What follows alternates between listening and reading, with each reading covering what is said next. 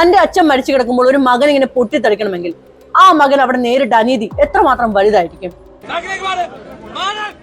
ഭർത്താവ് നഷ്ടപ്പെട്ട ഒരു സ്ത്രീ ഉണ്ട് അവിടെ, അച്ഛനെ നഷ്ടപ്പെട്ട മക്കളുണ്ട് അവിടെ, തന്റെ സഹോദരനെ തന്റെ സുഹൃത്തിനെ നഷ്ടപ്പെട്ട മനുഷ്യരുണ്ട് അവിടെ. ആ മനുഷ്യരുടെ വേദനയ്ക്ക് മുകളിലാണ് സാമാന്യമൊന്നും നഷ്ടപ്പെട്ട ഓൺലൈൻ ചാനലുകൾ ഉൾപ്പെടെയുള്ള ഒരു കൂട്ടം ജനങ്ങൾ ഒരു സിനിമാ നടന്റെ മരണം ആഘോഷമാക്കാൻ എത്തിയത്. ഇന്നലെ പലർക്കും ഇതൊരു വാർത്ത മാത്രമായിരുന്നു.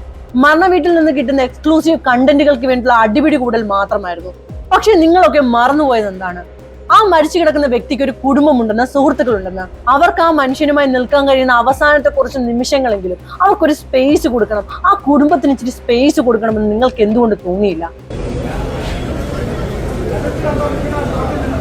ഇന്നലെ മരണ വീട്ടിലേക്ക് തന്റെ സുഹൃത്തിനെ അവസാനമായി ഒന്ന് കാണാൻ വന്ന മുഖ്യമന്ത്രിക്ക് ഷോൾ അണിയിക്കാൻ നിന്ന ഈ മനുഷ്യനെ കുറിച്ച് എന്താണ് പറയേണ്ടുന്നത്?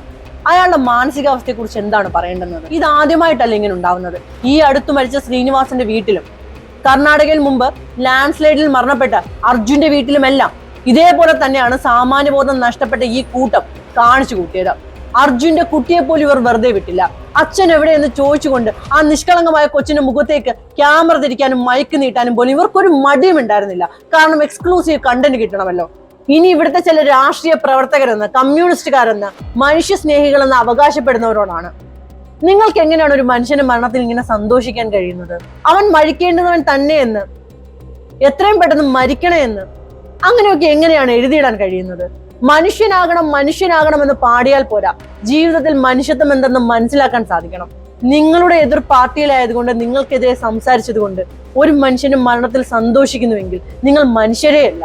മികച്ച നടനുള്ള നാഷണൽ അവാർഡും സ്റ്റേറ്റ് അവാർഡും വാങ്ങിയ ഒരു അഭിനേതാവിനെ യാതൊരുവിധ കാരണവുമില്ലാതെ വെറും രാഷ്ട്രീയ വൈരാഗ്യത്തിന്റെ പേരിൽ അദ്ദേഹത്തിന്റെ മരണത്തെ ഇങ്ങനെ അവഹേളിക്കുന്ന ഇവർക്കെതിരെ കേസെടുക്കണമെന്നാണ് എന്റെ അഭിപ്രായം.